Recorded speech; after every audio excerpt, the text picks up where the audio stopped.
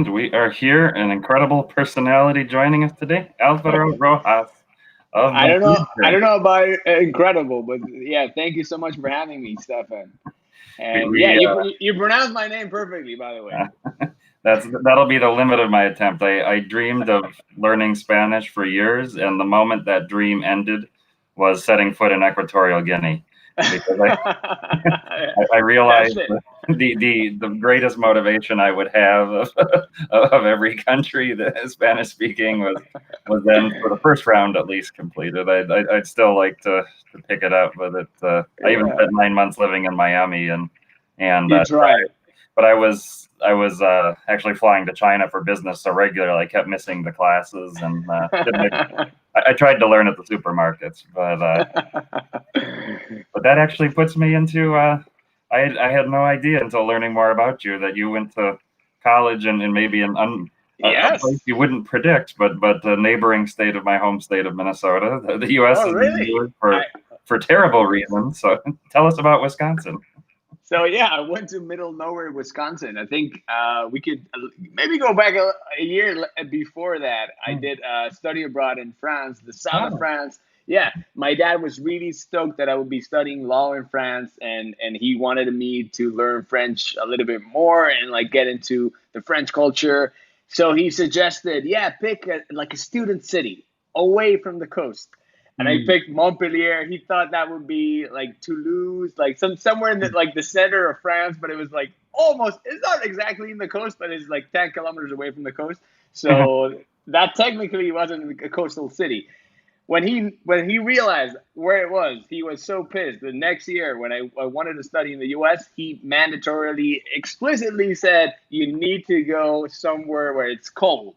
So I had few options, somewhere in Michigan, somewhere in Wisconsin. In the end, I ended up going to middle of nowhere, Wisconsin. This campus, University of Wisconsin in Whitewater. So it's just the campus and nothing else. And yeah, it was a lot of fun for me. The college experience in the U.S. was great. I had a lot of passion for the U.S. I've been there twice before. Traveled the East Coast, the West Coast, and I really was really looking forward to that year over there, and had a great time. Fantastic. And did you ever make it to Wisconsin Dells? Yeah, of course. And I actually visited, obviously, Minneapolis, and Mhm. what's the city, St. Paul is St. the Paul, one. yeah. Yeah, St. Paul. And we did many road trips, Mall of America. We went to like all over, all over. It was a lot of fun. And one of the hardest things I found when I lived overseas in Asia was communicating how big and important college sports are Yeah. to Americans. And you were at a satellite campus, so it wasn't maybe the full on, but I'm sure it dominated. How to communicate what that means to the university college I life. think I think that I understood that on this weird holiday I never heard before. It was homecoming, and it was like, obviously homecoming is early in the year where like the school has just started, Mhm. and that's where sports start, like football season starts. And it was a small campus, but it also was a D3 champion, like Division 3 champion for the U.S. The whole nationwide champion. So it was pretty important for people there, especially in the Midwest, as you know. And they follow a lot of like sports, football, baseball. I went to a few baseball games. I think that year the Brewers were doing great, and so it was Mhm. like a must thing to do. The tailgating and everything, all the culture that surrounds the sport. It's not just the sport itself. It's just like the beers you have before, the little wieners, but in the actual game, like for example, I never understood baseball. I know it's an American pastime. It's not a proper sport, but it's just like I don't understand. Like people go there and they don't pay attention to the game. They just talk amongst themselves and like have some family bonding time. And then, oh, there's a home run. Let's go back to the game for a second. You're trolling baseball, and somebody who Yes. always wears a Yankees hat is trolling you in the audience. So Lee is asking, "How tall are you?" Is there an Oh, inside joke here? I think I've answered Lee like 5 times. I think I told Lee like 5 times already. I'm the same size as his friend Drew Binsky, so like 5 feet 6 inches in American feet and inches. So that would be 1 meter and 68, and for the rest of the world.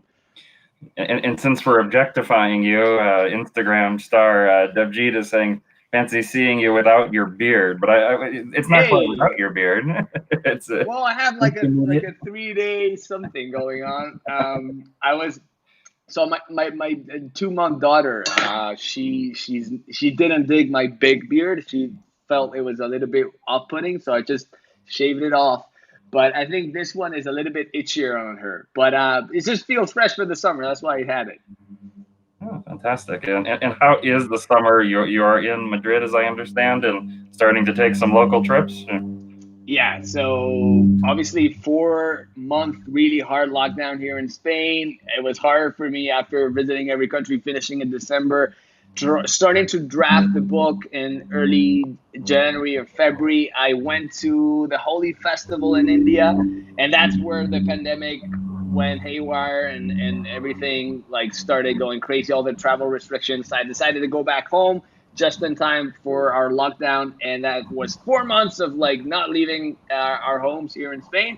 And then in summer when everything started opening up here in Europe, I tried to go to the Balkans when it was okay, and then Serbia started getting more outbreaks, and it was a little bit of a problem hopping borders. So I decided to go for Portugal and Spain, which was closer to home. And now seeing that maybe I have a little bit more extra time before things go crazy back home, I'm going to Turkey next week. So hopefully we'll stay open. What's your perspective on what's appropriate to travel? How are you making your? I don't want to get into judging others, but in terms of you mentioned you have a small child at home. How are you making decisions? So I loved your post the other day on the group. I think it's pretty spot on. I think we're a travel group, and most of us, for most of us, staying put creates more of an anxiety and tension and all the other side effects nobody is actually talking about. And yes, the pandemic is there, and it's horrible. But I believe in doing whatever legal travel we can, following all the rules and measures needed to keep a hygiene and social distancing. I keep all of those. I'm trying to do road trips, so I try to avoid public transport. I try to avoid big crowded spaces. But for me, we need to adjust to this new normal, and we need to keep living. And also for me, this is my job. It's not. So it's not just my passion. It's also how I make my bread and butter. So it's not like I just can stay home for 2 years and that's it. I think it's fair for people to think that, and if they have their jobs and stable, secure, that's perfect. But I think the tourism industry is suffering. I think I'm trying to contribute as much as possible to it. So this is not a huge blow to this industry we all love so much. And I think if you promote safe tourism or promote destinations where it's legal to travel to, for sure, why not? And Devjit's asking, speaking of COVID, has Stefan gotten a haircut? Well, this is because I looked at this gentleman's Instagram, and no, I've not gotten a haircut, but I made a special effort to comb more carefully, because anytime I've ever been at a resort in the world, there's always that impossibly handsome European guy in the white linen shirt and the casual slacks and the long flowing hair that everybody just says, how can we be him? And so that he's this guy that I get. I'm hardly him. Listen to Lee. I'm 5'6". I'm hardly that guy you're describing. But thank you.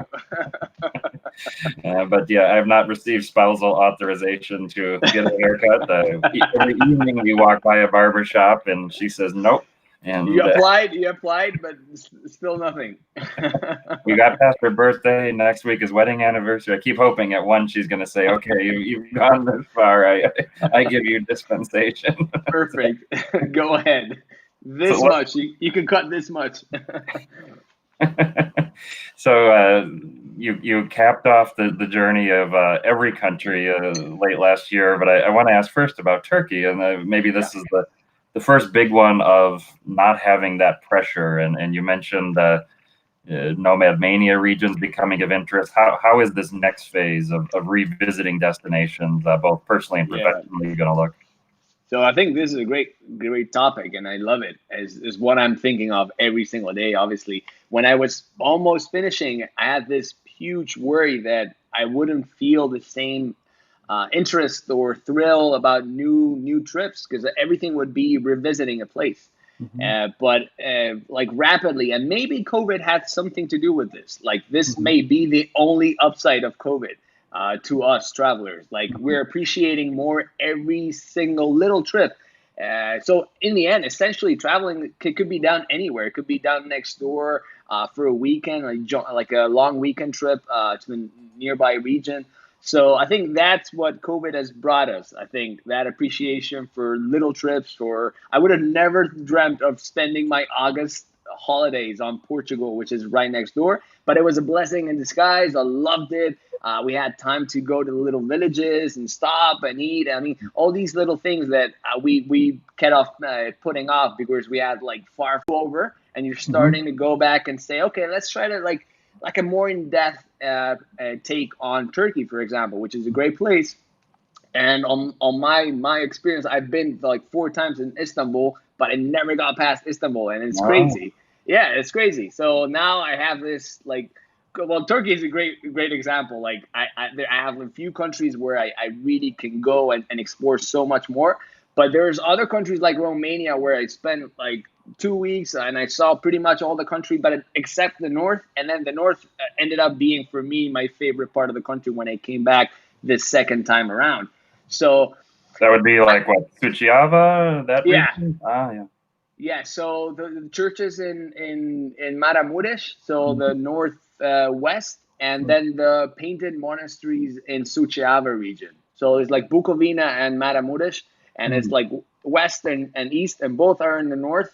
There's like 3 hours in between them, and it's like these green, lush valleys with incredible pine forests and Carpathian mountains. It's just really beautiful place. It's like really picturesque, and I loved it there. This was a great discovery, like a great proof that you think you've been to a place and you know a country, and then bam, there's this little region you didn't visit that shows you all the array of new colors and nuances you can find in every single country and destination. That's beautifully said. I mean, Suchiava came to mind for me, and the only reason I originally went that way was because I was looking to connect up Moldova, and then, as you say, these incredible. I was there in the winter that year. The painted monasteries were truly deserted, and then a special experience. I haven't been to the northwest of Romania. Tell me about that region. The Matamuras region, all these wooden churches, also 300, 400-year-old churches in these villages, like really typical. There's barely any tourism over there at the region, and it takes a lot of time to get there. And the biggest city is Cluj-Napoca, and it's still like 2-3 hours away from this little valley. But once you get to the valley, there's subsequent towns of like maybe like 20 kilometers between each other, and every town is beautiful: hills, valleys, farmlands. I mean, nobody speaks English, but it's really welcoming people that live there, and the food is amazing. And I mean, it's just for us, we could say avid travelers that have been to many places in the world. I think these little regions that are a little bit more off the beaten path are the ones that bring back the joy of being out there and traveling. Fantastic. And Dajit is get ready. Your face will blush. He says Alvaro is someone I look up to, a true role model. He does how does he manage to balance travel, family life, social media, and until recently a full-time 9 to 6 job? Yeah, exactly. 9 to 7, 98, 9 to 8 job. 9 to 6 sounds, yeah. You need to remember, this is Spain. People work 9 to 2 and then 4 to 9 again. So, but yeah, thank you to Ajit. He's a good friend. We had the joy of meeting in Saudi Arabia for this Formula E race. I think every single APS member was there. But yeah, and yeah, it's hard. Of course, it's hard. I mean, traveling for me, again, it's not just my passion; it's also my job. And a lot of my traveling feels a little bit like work. And taking a lot of pictures, I'm taking a lot of videos, and that also it's hard when you want to be present at a place and you want to be also experiencing things like you should. And sometimes having that job to do it just makes creating stories and new adventures a little bit harder because you're pressured to take the shots or fly the drone or so like being on the moment and talking to the locals and creating those little moments that are the real joy of traveling. I think it's a little bit harder. So there's obviously a downfall of everything, and there's a lot of perks. I have the privilege of traveling for free and making my living out of this, but obviously there's also a lot of downsides to this, and one of them also mentioned by Debji, which is being away from home like 2 weeks every month and having a new 2-month old daughter. And whenever I come back, she looks at me like the last time I came back, she was like looking at me like, "Who are you?" Like, I don't really know you. He points to the picture on the wall Yes. instead of here. So this morning we actually went, a fun story, went to get her passport here in Spain. It's August and everything is almost shut down. And we went to the police station to get the passport. And there's like 5 different documents you need. And you need to go to 5 different offices, public offices with public servants with like a schedule appointment to get each of these documents and then go to the police station and get the passport, which is crazy. But yeah, so I was trying to get her passport so we can go somewhere, but it seems like everything is going to be delayed. So we'll see. We'll see when we can travel as a family. And speaking of family, so how do you think she'll figure into? She's made some cameos on your Instagram feed. How will she figure into your future travels and shape them? This morning I have this ongoing debate with my wife. Like, she obviously she loves traveling, but she doesn't love traveling as much as I do. And we know like Mara is only 2 months now, and she won't go to school until she's 3, 4 years old. So I mean, I see it as like an opportunity of having 3 years where the kid can travel with me anywhere, almost anywhere. But my wife is like, no, like let's limit this to 5 countries a year with me at all times. Like I don't trust you, and so we have this ongoing debate. Like maybe I can easily do the Baltics with her, honey. Like I think the Baltics is fine. Like we could get a car and just drive her around the Baltics. And she's like, no, like she has nothing to do in the Baltics. Her place is here, home with me, with us, with the family. She needs to get accustomed to the. She's too young, so we have this ongoing thing where I try to push her to let's go to Sudan. Let's go to Sudan's fine. Let's go to Sudan with the baby. Like it's a good holiday. Yeah, I would think you mentioned Sudan. I mean, just incredible hospitality for people of all shapes, sizes. In some ways, those of us that have been to so many parts of the world would think those might be the counterintuitive best ones to take. I agree. Yeah. What do you think? This is an interesting question. Maybe for the people watching, they can pitch in. What do you guys think? Do you think it's safer? I know this is an unreasonable hypothesis, but do you think it's safer to go to Yemen by yourself or with a baby? Because I think like all these really dangerous destinations, if you go with a baby, it's actually safer than you go by yourself. Since we're into relationship counseling, I hear saying, "Tell us about the prank you played with going into Yemen. How long were you in the spousal doghouse for that?" No, I mean, she knew it was coming. She knew at one point I had to visit Yemen. It's like my mom. Whenever I say, like, "Where are you going next, son?" I'm saying, "Oh, I'm going to Afghanistan." And she's like, "No, but don't go to Afghanistan. Can you just go to everywhere in the world, like, but except Afghanistan?" It's like, "No, mom, this is the point. Like, if I go to every country, it's every country. It's not like every country minus the 10 you deem dangerous." So, so I just try to comfort her. Like we found Kais. I think Kais is an incredible guide for Yemen, and we had a lot of time discussing with him and like conversations. And it felt like he was a really confident guy about what he was doing, the operation he was running, and he was at all moments he was just changing the itinerary based on the situation and how things were evolving. So I think at one point she just trusts everything's going to be fine. She knows this is who I am and what I love is this, and there's no point whining because in the end, and that's where I want to be. And in the end, when you've been to all these places, it shouldn't be that way, but you get a lot of like the thrill. You only get it in certain places, like, and that thrill you get in Yemen or Libya or Afghanistan is hard to match with other destinations. I'm not saying it's a better destination. I'm just saying the thrill. It's an experience that's really hard to compare to anything else. Well, I don't have children. My theory has always been I would just say, well, that country has children, so it's okay. But I don't know how much it would actually succeed. we don't have anybody volunteering to go with their children to Yemen, so I think that's a test. But we do hear that your daughter should be settle the debate to go to every country and I'm getting a lot of messages on Instagram. I'm friends with Lexi, and I'm getting a lot of messages saying, "Oh, Lexi, beware!" Whenever I'm showing Mara on stories, and like everyone's like, "Oh, Lexi, beware! She's gonna be the next."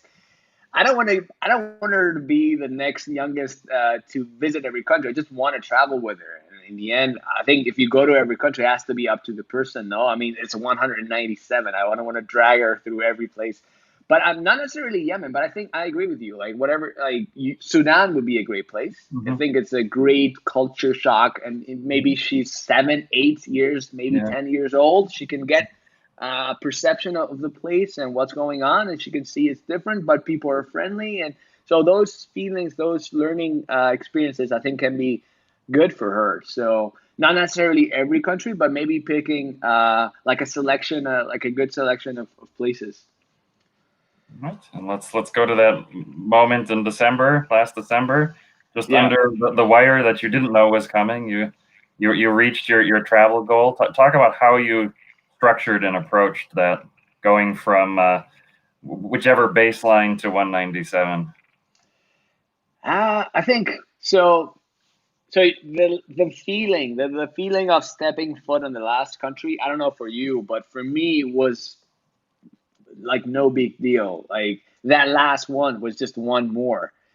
So maybe if you compare it's like a birthday, right? In the book, I discussed this, like this metaphor with birthdays. Like, do you feel older the day you're on your birthday? You feel a year older. You feel the same as yesterday. The thing is, you compare yourself to a year before, exactly 1 year before. Well, there's many things you've learned through that 365 days. So this is a little bit like that. So if you compare yourself at 197 with 196, it's the same person, same feelings, same.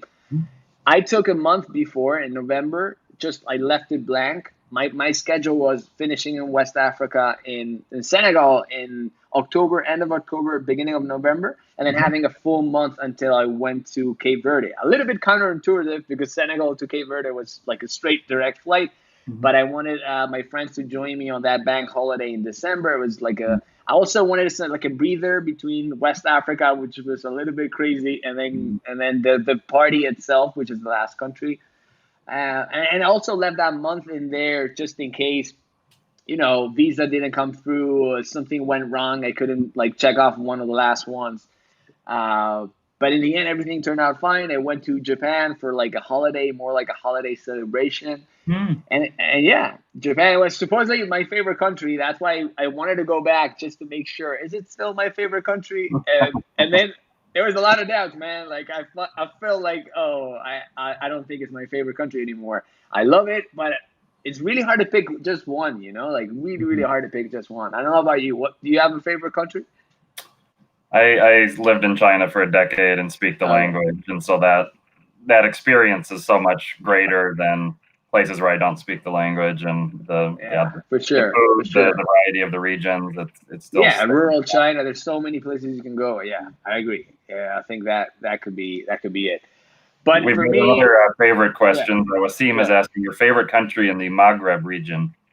In the Maghreb, so I think in terms of like, I was really surprised with Libya, to be honest. And Mm. for me, that the moment I visited was really historic. I mean, the ongoing siege of Tripoli and how we visited Lepsi's Magna was completely empty when we were there. Mm. All these things were great, and the hospitality of the Libyans were amazing. And I don't know, someone caught off my visit, and they was like suddenly 10,000 Libyans following me on Instagram and like Oh, sending wow. me messages. Yeah, like for some reason I went viral in Libya, and like overnight 10,000 Libyans were following me, trying to meet up. It was like crazy. Uh, so I think that hospitality alone, like the people I met there and the Leptis Magna and all the experience in Libya was quite surreal. It was quite Mm. something I didn't expect. But I think, for example, Morocco, I've been there so many times. I've been there like 8 times, and I keep going back there. I've been all over the country. I've hiked the Atlas Mountains 3 times. I've been to the coast, the desert, everywhere. And I think I have a really big passion for Morocco. And Algeria, I feel like Algeria would be the obvious maybe choice for someone, Mm. but I don't feel I know it that well, so I wouldn't pick Algeria. But I feel if I go like a couple of weeks to Algeria and can travel well in the country, I'd probably pick Algeria. Yeah, that's one. My answer would be a cop out. All of the above. What an Yeah, incredible region. I'm a Star Wars fan, so Tunisia is the one that exactly. Atlas Mountains. I've not been through the region. You said 3 hiking trips, so this is Yeah. extensive travel you've done. But not really. So the thing is, I wasn't really into peak climbing and hiking when I was younger, maybe 2021, Mm-hmm. and it was cheaper to go to Morocco to the Atlas than going to Spain here to the Pyrenees. Wow. So it was a $30 round trip on a flight Mm. to Marrakesh, and then like maybe a shared taxi, another $5 to the Atlas village, like the base of the Atlas, and they just Mm. hike. You rent a few little how do you call them? These jackasses. How do you call them? I the like horses, but they carry I think I we'll don't say with jackasses, but maybe know. donkeys or mules. Donkey. For some reason, the word didn't come up. Donkey, but yeah, like the jackass, yeah, the same animal. So you rent like a 3, 4 donkeys to port all the stuff up. You sleep in a refuge, which is like $10, and they just you don't even need a guide or anything. You just hike up to almost 5,000 meters. And so the whole trip, maybe 2 weeks hiking, is like $200, $300. Is really not expensive. Oh, that's incredible. And Yeah. you mentioned peak climbing, so this is a new goal for you, or are you No, gonna it be going to used to summit? be. It used to be. So before going to every country, I was a lot into peak climbing. So I wanted to go to Everest, and I had this passion to go to Everest, and I just researched. I was 20 years old. Like, I researched how much it was at the cost of the trip, and I realized it was $60,000. I was like, this is crazy. I don't have this kind of money. I'm a broke college student. So, Mm-hmm. but let's do this. I'll try to go to the base camp and try to just like be there, see it, maybe trek something in the Himalayas, and that's what I did. And I planned all this crazy trip. I didn't have that big of experience like traveling. I've only been like to maybe 20 countries, and all sorting out all the Tibet permits and all that crazy bureaucracy. Finally got there, and we did the whole if you know China, you've probably been there, but we did the whole Friendship Highway from sort of Lhasa to Kathmandu. Mm. And so when we reached base camp, Everest base camp, and my birthday, 27th July, and just seeing that at like midnight, like glistering at night, it was so beautiful. And that moment, I realized I'm hooked into traveling. I quit the mountains, and I started like planning trips all around the world and going to all the places that I had this passion for. Fantastic. And Yeah. so yeah, Adam Hickman was asking, is there a new goal? I had guessed it was the mountains. He thought so too, or it's being a father.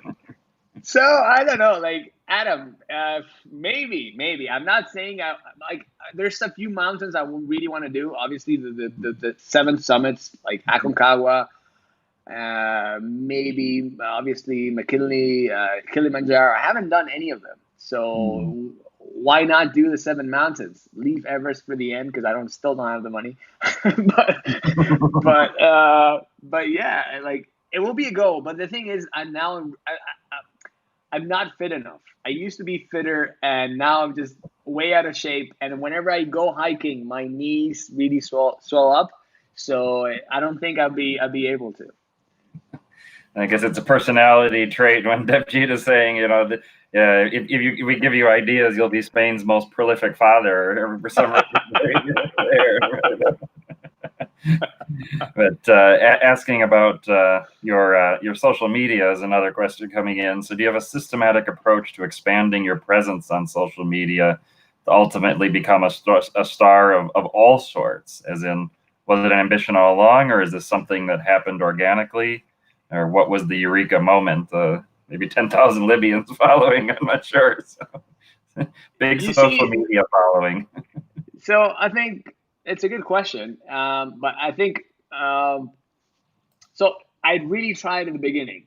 No, the beginning was a hobby. So I just wanted to share my photography and also my travels. And I realized many travel influencers that way when I started were sharing their trips, weren't going to as many exotic places as I was, and weren't taking that many great pictures. So I felt like I could be doing that.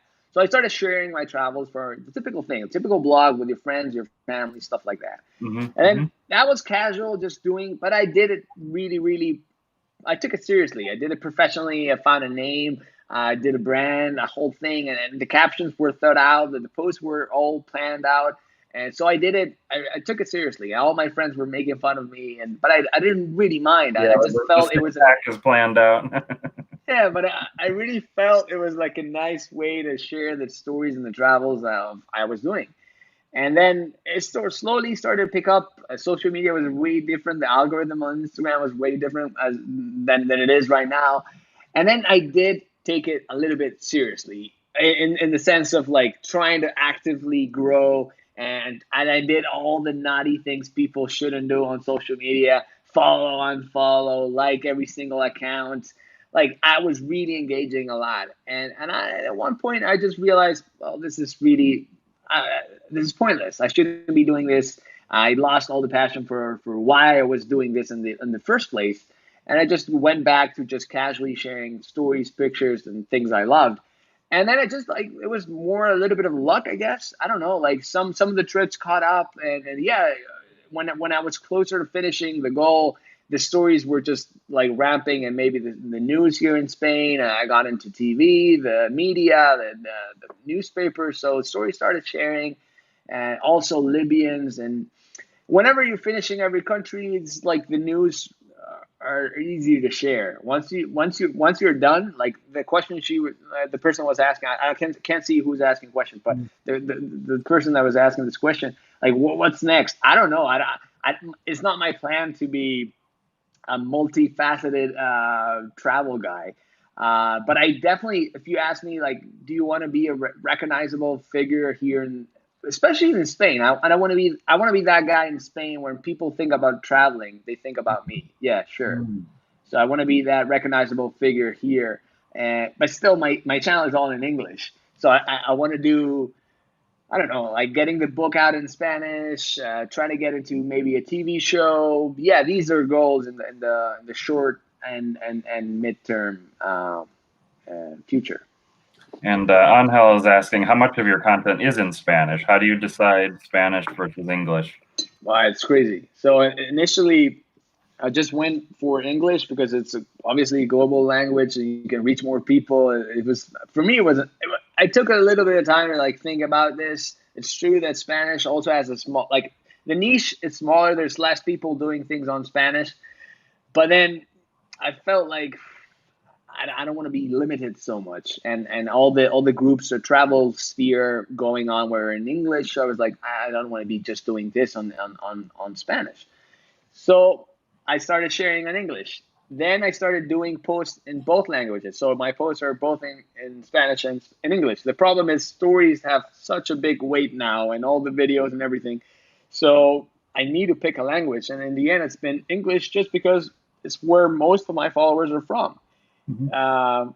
And that pisses off a lot of my Spanish speaking followers. A lot of people that see me here in the news and go to my channel and see, oh, he's the youngest Spaniard. But wait, why are you speaking English? Like, you're not a real. And people go and say, you're not a true Spaniard, or you're like a half breed. I'm like, what?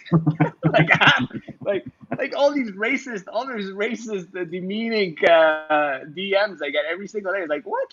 No, I'm 100% Spanish. Like, I was born here, I was bred here, everything. Crazy. It gets so it's just the language. I mean, and the thing is, everyone in Spain speaks English, or more like our generation speaks English. They're just really lazy. They don't want to do the effort. They don't want to do the effort to listen to someone in English, which is fair, I guess. Yeah, it's certainly fair, and I wouldn't have guessed. I mean, I'm familiar with hearing different people with online profiles getting different kinds of abuse on appearance, gender, all kinds of things. I wouldn't have imagined that so many It's people crazy. be organized just around the language medium you're in. And people are like, you do look a little bit Spanish, but like what's coming out of your mouth, it doesn't make any sense. So do you have then different? Do you have like your Spanish and your interview Spanish, or the American accent is creeping in? What are there different? No. Si dialing it hablo, up and down? no, si hablo en español es solo español. O sea, es acento 100% de Madrid. So my accent is 100% from Madrid. There's no no American, no English pronunciation, no, nothing, no accent, no. In the end, I'm curious then, what are they picking up? I was just thinking, like, say my father's from Brooklyn, New York, and so when he goes back to New York, he dials up the New York influence in the accent. Yeah, of course, yeah. Then he modulates it when he's elsewhere. But I mean, I'm no judge, but you sound as native as possible. So. Yeah, exactly. So that's the thing. The thing is, they're just like put off because I'm speaking English on my stories. I'm not in Spanish. So, but whenever I do some stories in Spanish, I do a few. Like I do some stories in Spanish. They're like, oh, but there you go. You're Spanish, so I don't understand. Like, why are you not speaking Spanish every single time? The truth is, I don't know. I think I enjoy speaking English more than Spanish for some weird reason. I like languages, so I speak French, Portuguese, and I try to use them as much as possible. And the only outlets I have to speak English is my channel. Does that make sense? I don't know if it makes sense. I think I've heard different authors that have written for either by choice or by necessity in languages other than their native language, that in ways they feel liberated at times to do things they wouldn't have thought to do in their native language. For me, writing my book was much easier to do it in English than Spanish for some weird reason. I had to do a lot of corrections. I had to do a lot of reviews and everything, sure. But I don't know, I feel like English it's more flexible. It's just in less words, you can say so many more ideas than Spanish. Spanish needs too many words, connectors. You can't just invent a word like in English. Oh, I see. And I've shared the link for your book, and several readers have mentioned reading it and loving it. Talk about the process. You're clearly goal-oriented, and you got it published on schedule and out to the world. I don't know about on schedule, but I will tell you this. For anyone interested in self-publishing, you will always underestimate the effort that it takes to write a book and get it out there. And it's just a whole complicated process, a beautiful process. Once you see it out and you see, oh, it looks so nice, the velvety feel, the cover, the colors, everything turned out nicely, you're really satisfied. It's just really a rewarding experience. But just writing the stories was really an excruciating process for me. So basically how I envisioned having this book was, I want to have something that will talk about my achievement, my goal of like visiting every country, something that will like tie the knot or just like be the perfect closure for this project.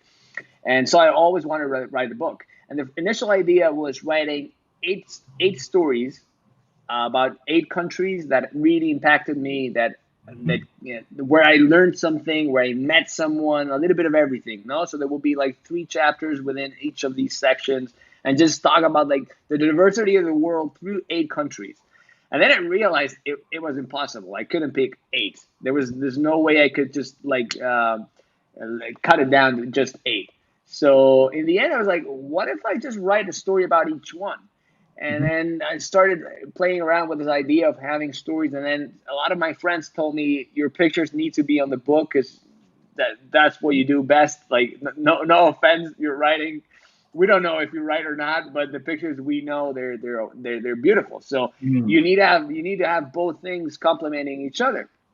And then that's how I envisioned like each of the 197 with pictures, one page of story, one page of pictures, and then this idea of like, hey, maybe I can create a timeline of how I visited each country and say we'll start with Spain, obviously number 1, and then go until the end, until Cape Verde, and try to tell the stories, overarching stories, not just the stories in each country, anecdotes, funny moments, scary experiences, and all the craziness. No, just also like some of the stories will be overarching travel themes, travel topics, subjects, or I don't know, traveling on a budget, traveling on luxury, traveling, all the different ways of experiences and adventures I've had, having them also in the book.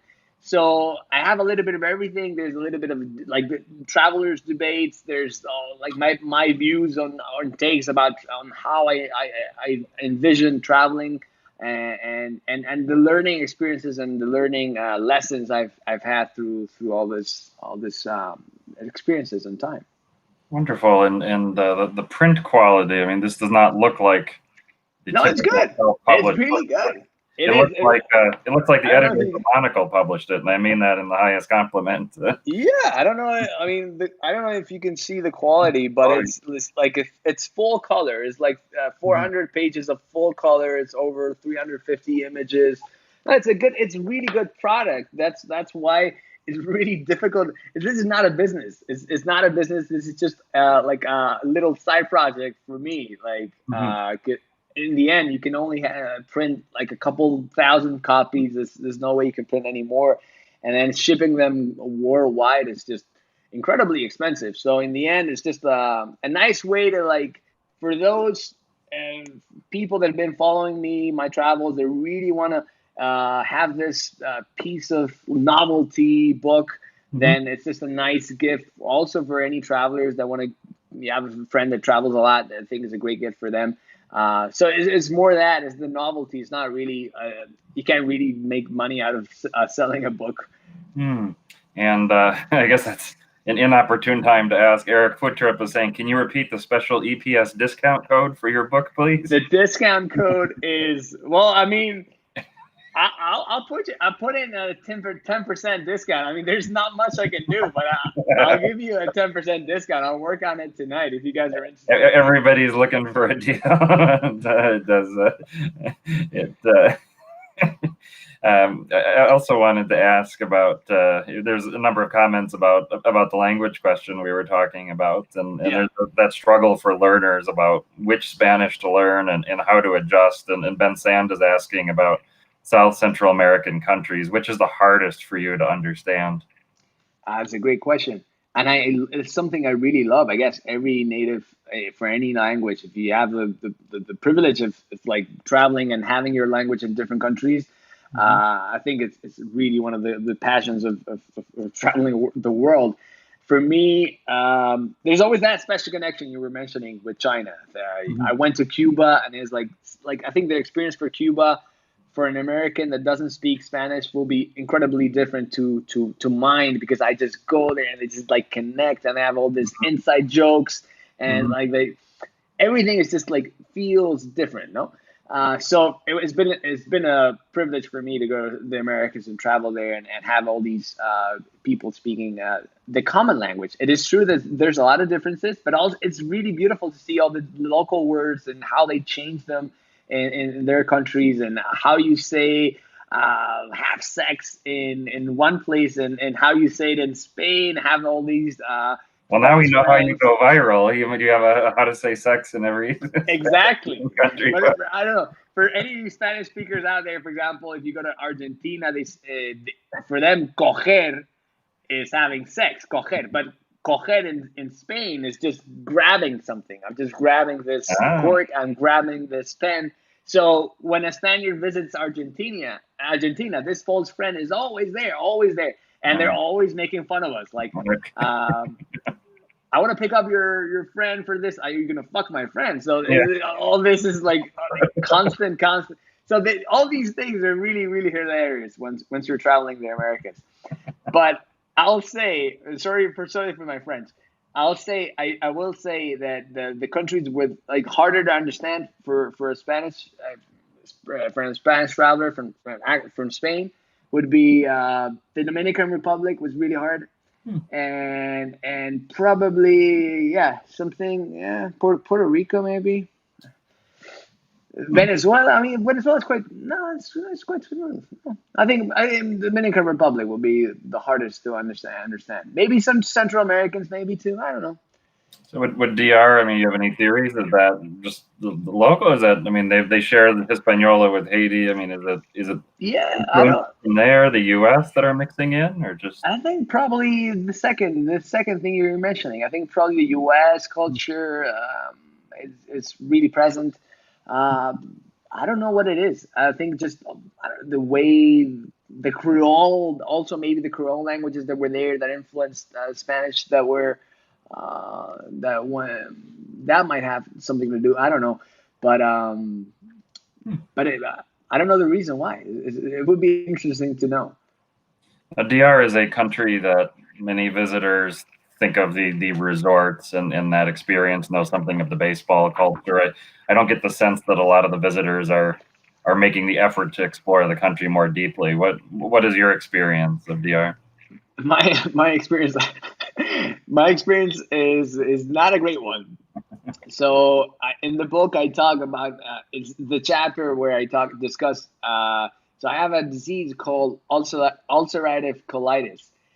For those of you that don't know, it's like sudden diarrhea whenever you're traveling. Boom. So you have flare ups depending on what you eat, I've only had a couple of them traveling extensively. I only had a couple of them, and one of them was in Dominican Republic. So that affected my whole week in the Dominican Republic. I limited my time there. I decided to change. I was going up north to Samaná, and then the flare up happened, and I just from Santo Domingo. I spent a few days in the capital, and then went to Punta Cana, just chill in a resort because I didn't want anything to do with life at that stage. But I did go up north, Santiago de los Caballeros. We crossed the border to Haiti from the north. So we went into Cape Haitien. So yeah, I mean, what I saw from the country was really interesting. More in the cultural sense, I think, not just like the lush forests and beaches and like things you were mentioning, but also yeah, I think the culture in the Dominican Republic is really prevalent compared to other islands in the Caribbean where everything is a little bit more of the same. I think the Dominican Republic does have like a really strong identity in terms of like what you can experience. Fantastic. So I think that proves we can pull the crank on 197 and get a beautiful answer from you. Yeah. A great storytelling experience. I might even give you the number of the chronological number because I've done it so many times.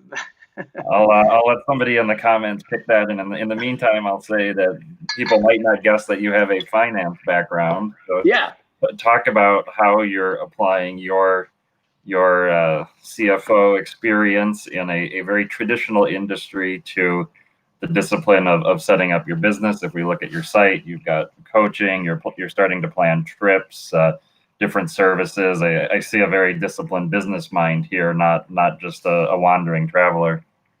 So yeah, it's obviously that affects the whole business acumen is all over. I would consider myself a freelancer in many of the sources of income I have, but there's always a reason and there's always a vision in saying, okay, is this business worthy or not? And should I pursue this or the other? And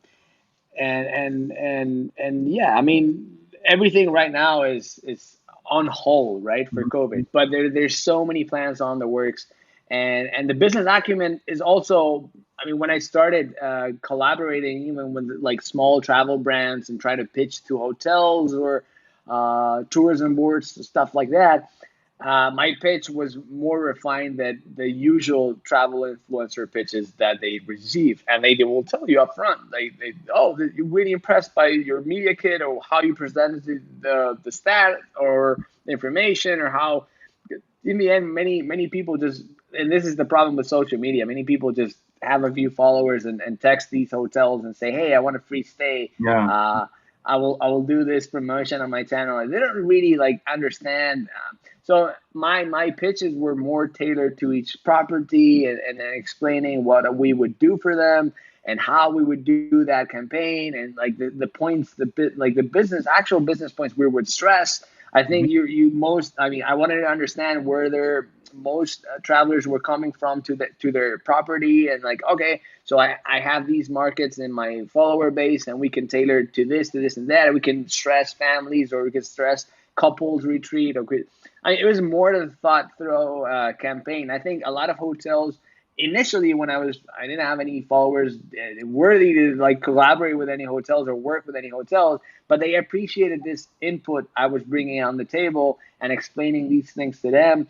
And I also included like a free consultation. Like most marketing managers don't really know what they're doing when it comes to social media. They have a business background, but not necessarily the training or the actual hands-on experience of working with social media marketing or digital marketing. So having that little chat with them, trying to like introduce them to new things, new concepts, or things that I knew about, they felt this was really, really rewarding. So I just included that in the little package I did, because I knew that eventually they just want to meet up and chat. So I say, hey, we can have this session, 30-minute session. I can coach you about this and this and that. So I started seeing the needs that these guys had, and most of the time it was these coaching tips that they got for free, and it made them look better with their boss. And then a lot of for example, I saw a lot of these marketing managers taking pictures with their own phones about their properties, and it looked not really professional when you go to their pages. And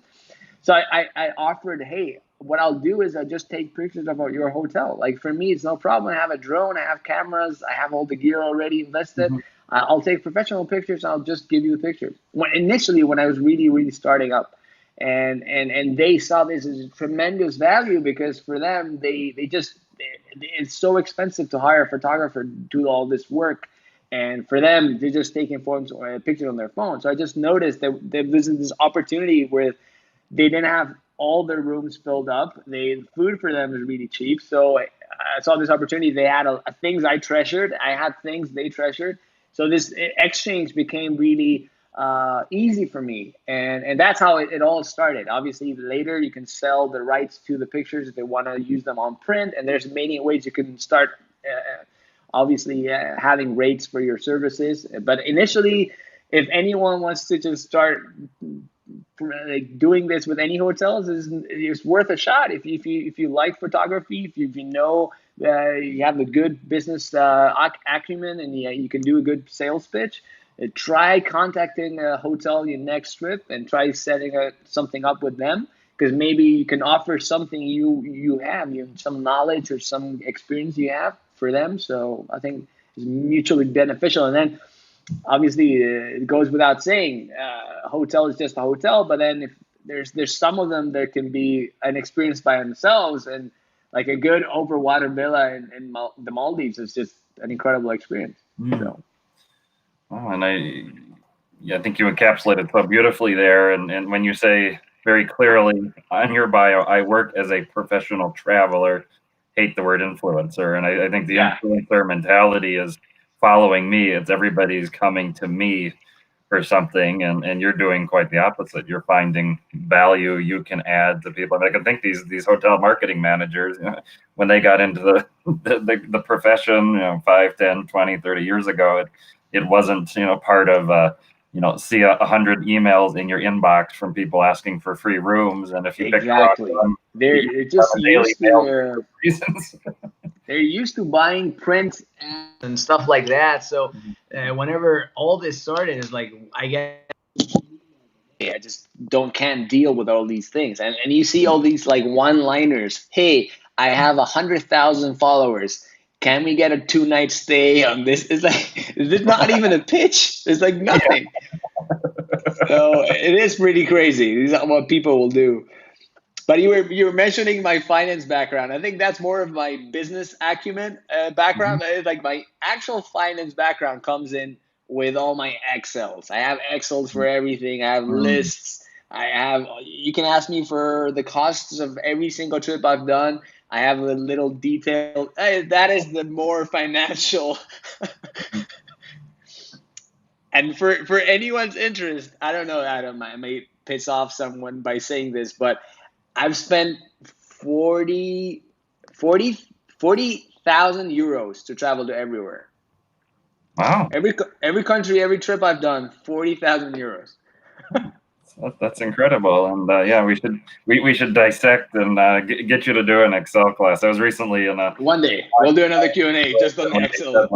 Like the investors use Excel and the amateurs use Sheets, and it was the message to the guy was put them on Excel before you send them over. So we'll close with some very rapid fire. So let's go. Hardest visa to get for a Spanish passport holder? For me personally, it was Pakistan. I had a lot of luck with Equatorial Guinea. I used to be Equatorial Guinea. I had a lot of luck. The really friendly guy, the embassy. I was really well connected to someone local there, so that one's really easy. And then Saudi Arabia opened up just in time. I went to Angola when it was hard. I went with a business visa. So for me, Pakistan was the hardest. All right. And Angel's asking, did you get haters for your recent trips through the Balkans and Portugal, and how did you deal with it? Well, I mean, I get haters all the time. Like most of the haters I get is whenever I post something about my daughter. So there's so many people. Like people won't judge you if you do whatever, but if you post like any parental advice, they can't avoid telling you like, oh, you're doing this wrong. You should carry theirs. It's like I have it enough. Like you can parent your kids as whatever you want, but let me parent mine. But no, not necessarily a lot of hate on traveling to the Balkans. Like I think I don't know. I think people that follow me see that I do wear a mask and I take care of all the measures, and I'm quite optimistic. And they know I try to explain the best I could that for me this was the right thing to do, and I respect if anyone wants to stay home. But for me, this also is really important. I believe in reactivating the tourism industry. And last one, I am on random.org from 1 to 197. I will pull the crank. We'll see if it's Dominican Republic. It is 125. Damn, 125? That's a hard one. I'm going with Fiji. Let me check. Fiji.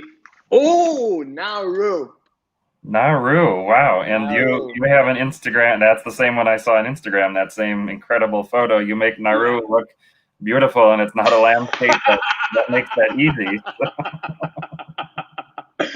Well, I'll tell you what. I spent 3 nights there, and I had the most amazing sunsets. Every single day was an amazing sunset. Like probably the best I've ever seen. Wow.